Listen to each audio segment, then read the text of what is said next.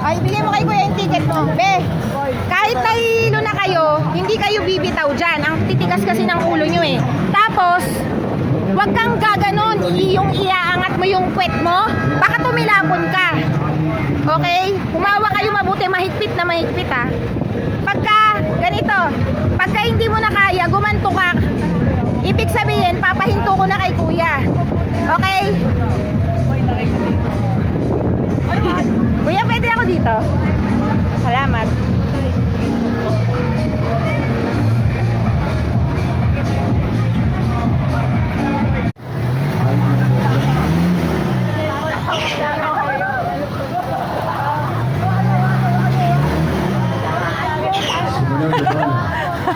Nonchalant!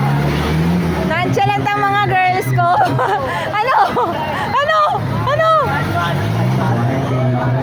Gumanga nga na si Samantha.